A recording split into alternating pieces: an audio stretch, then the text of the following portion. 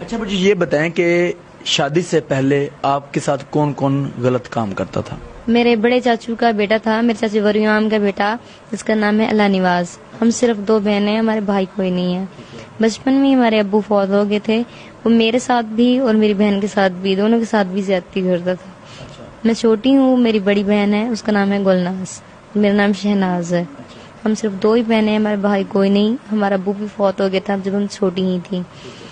تو جب وہ میرے سے زیادتی وغیرہ کرتا تھا، 2 ماہ پریگننٹ بھی تھی، میں انہیں کہتی رہی میں اپنے چاچو کو بیٹے کہتی رہی، چاچو کو کہتی رہی، سب کو کہتی رہی، لیکن کسی نے میری بات نہیں سنی. آپ نے ان کو بتایا کہ میں پریگننٹ ہوں؟ اللہ نواز وہ جس نے وہ پہلے بھی شادی سے پہلے بھی میرے اور میری بہن کے ساتھ زیادتی کرتا تھا. جب میں نے ان کی باتیں سنی دروازے کے پاس آ کے، تو مجھے میرا ہی شوہر خود میرے کچے کے ڈاکوؤں کو میرے بیچنے کی 7 لاکھ میں بیچنے کی بات کر رہا تھا. 7 لاکھ روپے لے کے آپ کو ان کے ہاتھوں فروخت کر رہا تھا؟ جی. السلام علیکم جی، میرے ساتھ ایک نوجوان لڑکی موجود ہے جس نے گھر سے بھاگ کر شادی کی، اور شادی کرنے کی وجہ یہ تھی کہ چاچو کا بیٹا اور سگا چاچو اس کے ساتھ زیادتی کرتے تھے، اور اس نے سوچا کہ میں گھر سے بھاگ کر شادی کر لوں گی، شاید میری زندگی سیٹ ہو جائے. جس کے ساتھ شادی کی اس کے بھی آگے ماموں کا بیٹا اور اس کے کزن زاد اس کے ساتھ ریپ کرتے تھے، زیادتی کرتے تھے، اور اس کے بعد 3 ماہ رکھا اپنے پاس اور آگے فروخت کرنے کی کوشش کی. وہاں سے یہ بھاگ کر اس ٹائم لاہور میں موجود ہے. آپ کچے کے علاقے میں رہنے والی ہیں، تو وہاں سے کیسے آپ آئی؟ جی، کچے کے علاقے سے میں رہنے والی ہوں، لیکن میں بھاگی صدقآباد شہر سے ہوں. کچے کے علاقے میں وہاں میں نے بھاگنے کی 2-3 بار کوشش کی، لیکن وہاں پہ علاقہ سارا گاؤں ہر طرف ہے، ان کے اپنے رشتے دار رہتے ہیں، لیکن ادھر سے میں بھاگ نہیں سکی. وہ دیکھ لیتے تھے، میرا شوہر جب مجھے دیکھ لیتا تو مجھے مارتا پیٹتا تھا. میں ادھر سے نہیں بھاگ سکی، میں صدقآباد شہر سے ہی بھاگی ہوں. اچھا مجھے یہ بتائیں کہ شادی سے پہلے آپ کے ساتھ کون کون غلط کام کرتا تھا؟ میرے بڑے چاچو کا بیٹا تھا، میرے چاچو وریام کا بیٹا، جس کا نام ہے اللہ نواز. ہم صرف 2 بہنیں ہیں، ہمارے بھائی کوئی نہیں ہے. بچپن میں ہمارے ابو فوت ہو گئے تھے. وہ میرے ساتھ بھی اور میری بہن کے ساتھ بھی، دونوں کے ساتھ بھی زیادتی کرتا تھا. میں چھوٹی ہوں، میری بڑی بہن ہے، اس کا نام ہے گلناز، میرا نام شہناز ہے. ہم صرف 2 ہی بہنیں ہیں، ہمارے بھائی کوئی نہیں. ہمارا ابو بھی فوت ہو گیا تھا جب ہم چھوٹی ہی تھیں. تو جب وہ میرے سے زیادتی وغیرہ کرتا تھا تو ہم کپڑے وغیرہ سلائی کرتی تھیں. میری دوست میرے پاس آئی، کہتی تمہارا چاچو تمہارے ساتھ تم سارے ساتھ زیادتی وغیرہ کرتے ہیں، تم لوگوں کا بھائی کوئی نہیں، آسرا کوئی نہیں. میرے شوہر کا نام ہے شفیق، تم اس سے رابطہ کر لو. اس نے اس کے آ کے مجھے نمبر دیا، اس سے تم رابطہ کر لو، اس سے شادی کر لو، یہ بہت اچھا انسان ہے. آپ کی دوست نے نمبر دیا جس کے ساتھ آپ وہاں سے نکلی تھی؟ جی. جب میں نے اس سے صرف 1 ماہ ہی ہمارا رابطہ ہوا، نہ میں اس سے کبھی ملنے گئی نہ کچھ، صرف موبائل پہ ہمارا رابطہ ہوتا رہا. میں نے صرف اس کی تصویریں دیکھی تھی. جب میرے ساتھ وہ بات کرتا تھا تو اس نے کہا تھا میں 8-10 پڑھا ہوا ہوں، میرا موٹر سائیکلوں کا اپنا شو روم ہے اور میں کنوارا ہوں. جب پھر میں نے باولپور ہائی کورٹ میں آ کے بھاگ کے اس کے ساتھ نکاح کیا. اس نے حق مہر میں مجھے 1 تولہ سونا اور 5 مرلے کا مکان لکھ کے دیا حق مہر میں.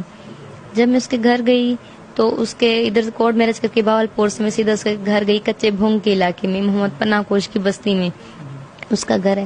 جب میں اس کے گھر گئی، باہر سے اس کی 4 دیواری ساری کچی ٹوٹی ہوئی تھی ہی نہیں، حالانکہ اس کے کچا سا کمرہ تھا جس کے دروازے تک بھی نہیں تھے. اس کی پہلے سے بیوی موجود تھی جس کے 3 بچے بھی تھے، 2 بیٹے اور 1 بیٹی تھی.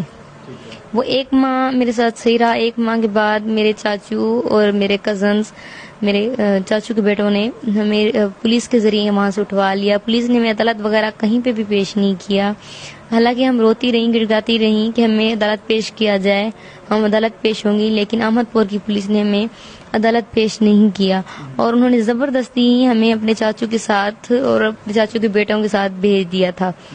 جب ہم وہاں گئے تو میرے چاچو کے بڑا بیٹا اللہ نواز نے میرا نکاح میرے پھپھو کے بیٹے ماجد سے کر دیا، جس نے اللہ نواز وہ جس نے وہ پہلے بھی شادی سے پہلے بھی میری اور میری بہن کے ساتھ زیادتی کرتا تھا. جب ان لوگوں نے میرا اس کے ساتھ پھپھو کے بیٹے کے ساتھ نکاح کیا تب میں پہلے بھی اپنے نکاح میں موجود تھی، اور تب وہ ماں کی پریگننٹ بھی تھی، 2 ماہ پریگننٹ بھی تھی. میں انہیں کہتی رہی میں اپنے چاچو کو بیٹے کہتی رہی، چاچو کو کہتی رہی، سب کو کہتی رہی، لیکن کسی نے میری بات نہیں سنی. آپ نے ان کو بتایا کہ میں پریگننٹ ہوں تو میرا نکاح بھی ہوا ہے، میں نکاح میں بھی ہوں، تو پھر آپ کیسے نکاح کر رہے ہیں؟ جی، میں نے نکاح کے اپنے کاغذ دکھائے، ہر چیز دکھائی، لیکن پھر بھی ان لوگوں نے کاغذ وغیرہ میرے سب کچھ جلا دیے تھے، اور نہ ہی انہوں نے میری کسی بات پہ یقین کیا. اور میرے چاچو کا جو بیٹا تھا اللہ نواز، اس نے میرے ہاتھ پاؤں چارپے پہ باندھ کے سب اپنے وڈیروں سب کے سامنے میرے سامنے کمرے میں زیادتی کی. اور پھر میری بہن بہنوئی اور میرے شوہر شفیق نے، میری بہن گلناز، ان لوگوں نے مجھے ریٹ کر کے بہاولپور ہائی کورٹ میں پیش کیا. ادھر سے کوٹ سبزل کی پولیس مجھے برآمد کر کے اپنے چاچو کے گھر سے ادھر بہاولپور ہائی کورٹ میں ان لوگوں نے مجھے پیش کیا. جب میں وہاں پیش ہوئی تو میں نے جج کے سامنے اپنے بیان کیے. میں نے بتایا کہ ان لوگوں نے میرے ساتھ زیادتی وغیرہ کی ہے، میرے چاچو کے بیٹے نے، اور میرا نکاح بھی کیا ہے. تو جج کے آرڈر پہ ہی میرے وکٹوریہ اسپتال میں DNA ٹیسٹ ہوئے. DNA ٹیسٹ ہونے کے بعد ہم بہاولپور صدر تھانے میں گئے. وہاں پہ جا کے ہم نے درخواست جمع کرائی، لیکن ان لوگوں نے ہمیں درخواست رپورٹ جمع نہیں کی، صرف سلپ ہمیں واپس دے دی، جو ابھی تک بھی میرے پاس کاغذ موجود ہیں. ان لوگوں نے ہمیں واپس دے دی. اب 3 ماہ اس بات کو ہو چکے ہیں، لیکن ان لوگوں نے نہ ہی میرے پھوپھو کے بیٹے کے خلاف، نہ ہی میرے چاچو کے بیٹے اللہ نواز کے خلاف کوئی ایکشن لیا. حالانکہ انہوں نے الٹا ہی پولیس ہمیں بلیک میل کرتی رہی، ہمارے پیچھے لگی رہی اور ہمارے گھر کے باہر آتی رہی، چکر وغیرہ لگاتی رہی. اچھا، آپ مجھے یہ بتائیں کہ آپ کے خامد نے کہاں پہ فروخت کرنے کی کوشش کی آپ کو، اور کیوں فروخت کرنے کی کوشش کی؟ جب میں واپس آ گئی تو اسے اب پتا تھا کہ اب اس کے امی ابو کے ساتھ اس کی ہے تو ایک امی، لیکن اس کا پیچھے سے اب رابطہ بھی کسی سے نہیں. اس کے کزنوں نے بھی اس کے ساتھ زیادتی کی ہے.